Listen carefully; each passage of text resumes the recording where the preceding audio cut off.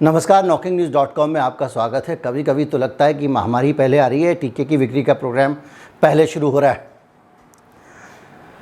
टीकाराम चूने वाले फिर से सक्रिय हो गए हैं और पूरे देश में अलग अलग तरीके से अलग अलग प्रकार के टीकों के लिए वातावरण बनाया जाना शुरू हो गया है। तरह तरह के टीकों को लेकर वकालतें, एडवोकेसी शुरू हो गई हैं।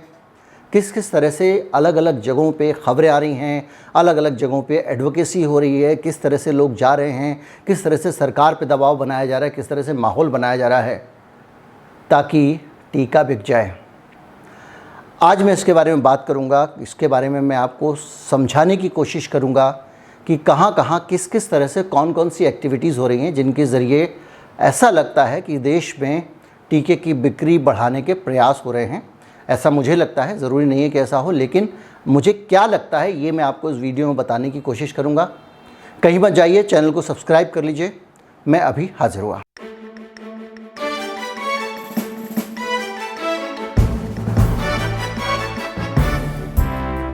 चूनावाला साहब मिलने गए थे बड़े बड़े अधिकारियों से और मंत्रियों से, और उसके बाद उन्होंने मांग की थी कि ज़्यादा से ज़्यादा बूस्टर डोज लगाना चाहिए और टीकों के बीच का गैप कम किया जाना चाहिए ताकि भारत में टीकों की खपत बढ़ सके। और ज़्यादा टीके लगाना ज़रूरी है अगली लहर को आने से रोकने के लिए। ये टीका निर्माता बोल रहा है, ये विशेषज्ञ नहीं बोल रहा है। और उस ज्ञान को मीडिया में सारे अखबारों ने बढ़ा चढ़ाकर छापा था। उस आदमी के ज्ञान को जो गैरकानूनी तरीके से हज़ारों कर्मचारियों को बूस्टर डोज लगा चुका था जब भारत में बूस्टर डोज की इजाज़त नहीं थी। अब उनकी जो एडवोकेसी थी वो तरह तरह से अखबारों में दिखाई दे रही है। अखबारों के ज़रिए वही बातें दोहराई जा रही हैं जो बातें वो कह रहे थे।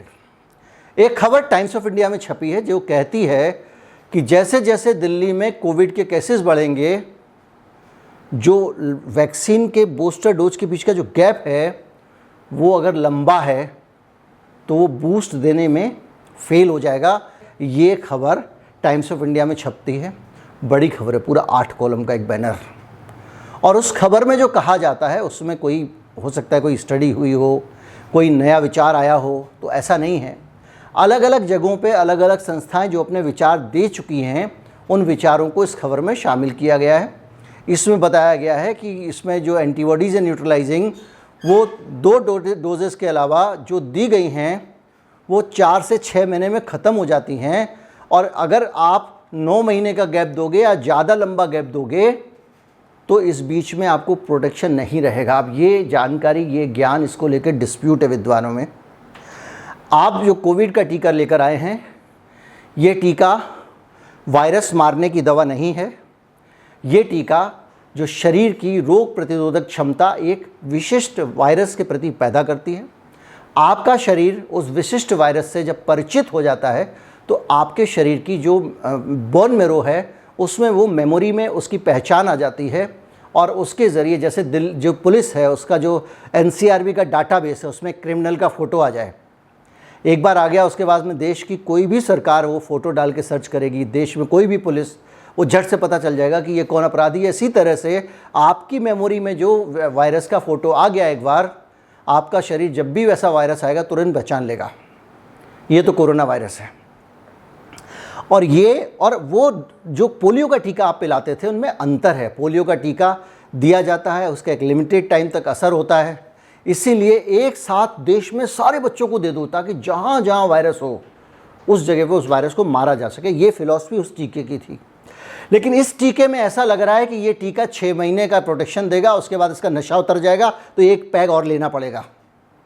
ऐसी टेक्नोलॉजी बताई जा रही है इसको, जिसको लेके वैज्ञानिकों में असहमतियां हैं। अब अमेरिका के CDC का हवाला दे रहे हैं। एक डॉक्टर साहब का किसी का इंटरव्यू ले हैं।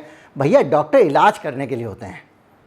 डॉक्टर जो है ना वो वायरोलॉजिस्ट नहीं हैं, वो रिसर्चर नहीं है। जो रिसर्चर वायरोलॉजिस्ट निकाल के निष्कर्ष देते हैं, डॉक्टर्स उन निष्कर्षों के आधार पर आपका उपचार करते हैं।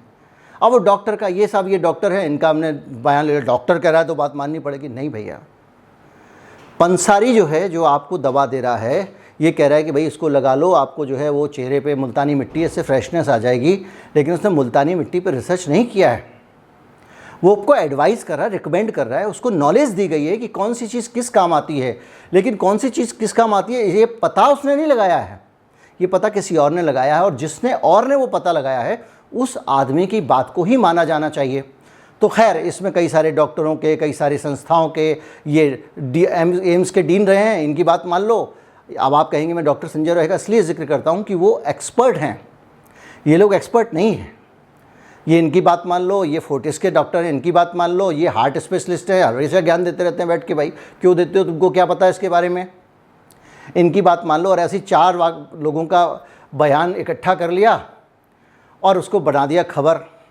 अब कहा जा रहा है कि नहीं गैप कम होना चाहिए। इस बीच में एक और चीज़ हो गई है, बच्चों के 2 बूस्टर टीके आ गए। एक शायद 6 से 12 तक काम करेगा, एक 5 से 12 साल के बच्चों तक के लिए काम करेगा। यानी टीकों को लेकर बाहर आ गई है। अब टीकों की एडवोकेसी की टाइमिंग देखें आप, और टीकों के लॉन्च होने की टाइम देखें, और वायरस के संक्रमण की खबरें आने की बात देखें, तो आपको बहुत सारी चीज़ें स्पष्ट हो जाती हैं।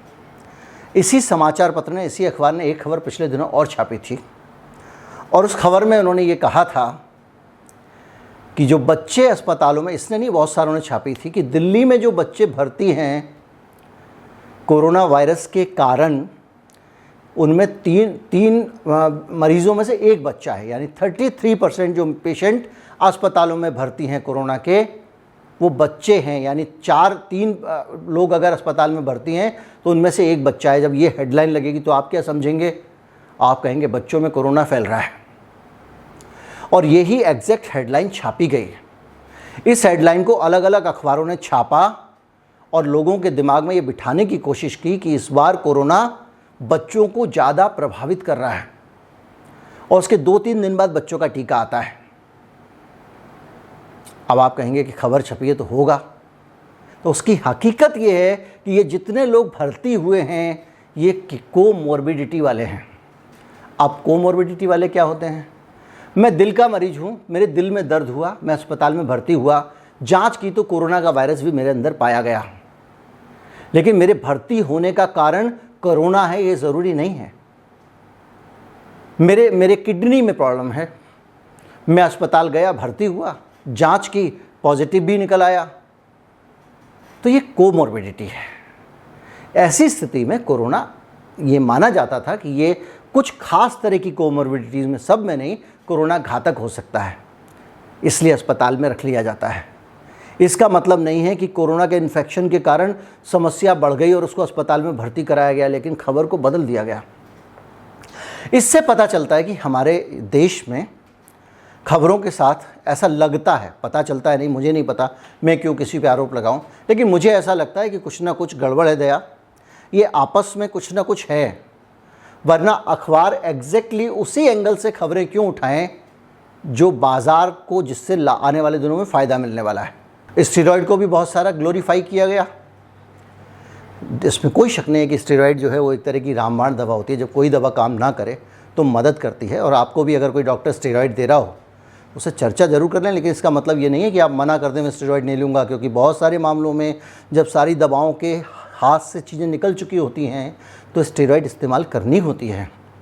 लेकिन कोरोना के दौरान जो इनडिस्क्रिमिनेट, बगैर सोचे समझे, अंधाधुंध स्टेरॉइड इस्तेमाल की गई, उसके कारण बहुत सारे मामलों में हिप की प्रॉब्लम खड़ी हो गई हैं, हिप नेक्रोसिस हो गया, लोगों को कूल्हे की दिक्कतें खड़ी हो गई हैं।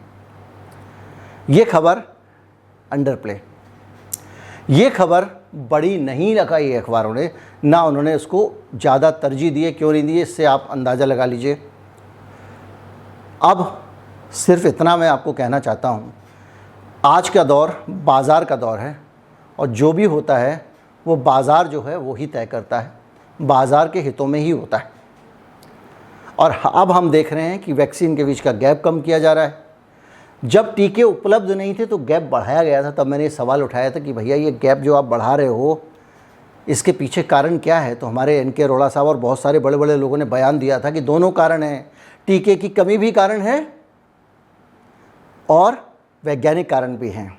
अब गैप कम करने की बात हो रही है क्योंकि टीके की अधिकता है, टीके का दाम कम कर दिया गया क्योंकि बिक नहीं रहा है, उत्पादन कम कर दिया गया है फैक्ट्री में, क्योंकि आगे डिमांड नहीं आ रही है, मार्केट में टीके का माल पड़ा हुआ है। बच्चों को भी लगाया जाएगा कोर्बेवैक्स, और उसकी बात हो गई है कोवैक्सीन की। कोविशील्ड भी जल्दी जल्दी कुछ ना कुछ करने वाला होगा, इसके लिए कर देगा तो उसका भी पास हो जाएगा। और ये जो है 12 साल, इसके लिए अलग से टीका नहीं बनाया गया है, वही टीका खपाया जाएगा बच्चों के ऊपर। और जब आप ये देख रहे होते हैं तो इस बीच में आप देवी देखते हैं कि देश के प्रधानमंत्री सारे मुख्यमंत्रियों से इंटरेक्ट करने वाले हैं और उनको बताएंगे कि कोविड की सिचुएशन क्या है, क्या करना चाहिए। इससे सेंसिटिविटी आती है, जब प्रधानमंत्री मुख्यमंत्रियों से बात करता है तो सिस्टम बहुत ज़्यादा और सेंसिटिव हो जाता है। और इसके अलावा बूस्टर डोज़ के बारे में भी बात हो रही है कि वही सेकंड बूस्टर डोज़ जो है वो 6 महीने बाद ही लगा दो, शॉर्टेड गैप कर दो, एक के बाद एक बूस्टर डोज लगाते जाओ। IMA ने एक सर्वे कर दिया, इंडियन मेडिकल एसोसिएशन ने, बहुत सारी दवाओं पे भी इंडियन मेडिकल एसोसिएशन से रिकमेंडेड टाइप का OTC ड्रग्स में भी लिखा हुआ आता है, टूथपेस्ट पे लिखा होता है इंडियन डेंटल एसोसिएशन। इसी तरह से एक IMA है, इंडियन मेडिकल एसोसिएशन, वो है तो डॉक्टरों का संगठन। उसका काम है डॉक्टरों के साथ में जो है वो डॉक्टरों की बात करना, डॉक्टरों की समस्याओं पे बात करना, डॉक्टरों के मसलों पे बात करना, झोला छाप डॉक्टरों को पकड़ पाना, और वो सारी चीज़ें हैं। अंग्रेज़ी दवा तो इस्तेमाल नहीं कर रहा है कोई, आयुर्वेदिक डॉक्टर रोजी रोटी पे पेट पे लात तो नहीं मार रहा है, उस पे बातें करना। अब वो IMA बताने लगा है कि कौन सा टीका काम करेगा, कौन सा नहीं करेगा, गैप कितना रखना चाहिए। IMA ने सर्वे करा दिया है टीका कंपनियों को, इससे लाभ होने वाला है। उसमें कहा गया है कि सेकेंड डोज के बाद में 6 महीने का गैप देना चाहिए, लेकिन ज़्यादातर लोग कहते हैं कि बहुत ज़्यादा अगर टीका लगाओगे बार बार, ये ज़्यादातर एक मान्यता है, और बार बार अगर आप बहुत जल्दी बूस्टर लगाओगे तो आपका शरीर समझेगा, तो आम बात है इस तरह से वायरस का आते रहना, जब अगली बार वायरस आएगा इग्नोर कर देगा। ये भी एक धारणा है, एक वैज्ञानिक विचार है। आपको सिर्फ एकेडमिक आधार पे इन सूचनाओं को लेना है, इन सूचनाओं को ऐसे मत मानिएगा कि अगली बार से आप कहें कि नहीं हम टीका नहीं लगवाएंगे क्योंकि इससे तो इग्नोर, ना, ये सिर्फ धारणा, ये जानकारियाँ हैं, ये वैज्ञानिक जानकारियाँ हैं। आपको फैसला अपने विवेक के आधार पर करना है, अपनी जानकारी सूचनाओं के आधार पर करना है। ये सूचना समाचार हैं, ये सूचना मेडिकल गाइडेंस नहीं है। उम्मीद करता हूँ वीडियो आपको अच्छा लगा होगा। अच्छा लगा हो तो ज़्यादा से ज़्यादा लोगों तक पहुँचाएँ, चैनल को सब्सक्राइब कर लें, वीडियो फॉरवर्ड ज़रूर करें। नमस्कार, जय हिंद।